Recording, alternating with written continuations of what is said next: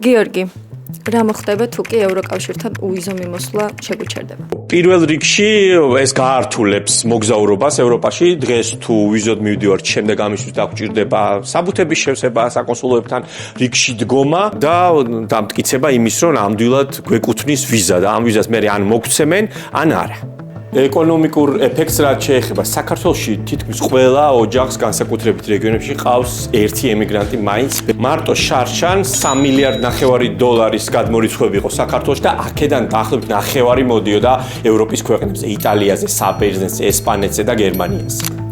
ასევე მნიშვნელოვანია უვიზო მიმოსვლა სტუდენტებისთვის. განათლების მისაღებად რამდენიმე კვირიანი ტურებისთვის მათ არ სჭირდება თქვათ ვიზის აღება ერასმუსის და სხვა პროგრამები. და რა თქმა უნდა ჯანდაცვა. თუ თქვენი ოჯახის წევრი გახდა ავად და გჭირდებათ ევროპაში ძალიან სასწრაფოდ მისი გადაყვანა რომელიმე კლინიკაში, დღეს ამას ადვილად მოახერხებთ. სხვა შემთხვევაში კი შესაძლებელია დაგჭირდეთ კვირები და თველოდინი იმისთვის რომ მიიღოთ ვიზა, ამ დროს კი შეიძლება რამდენიმე დღე წყვეტდეს ადამიანის სიცოცხლის ეს მხოლოდ რამდენიმე საკითხია იმ პრობლემებიდან, რომელიც შეიძლება შეექმნას საქართველოს ნებისმიერ მოქალაქეს თუ ევროკავშირთან უვიზო მიმოსვლა შეგვიჩერდება. ქართული ოცნების წარმომადგენლებმა სამწუხაროდ ბოლო დღეებში აქტიურად დაიწყეს საუბარი იმაზე, რომ ევროკავშირმა შესაძლებელია უვიზო მიმოსვლა შეგვიჩეროს და ის ფანჯარა, რომელიც ახლა ღიაა, დროებით დაიხუროს.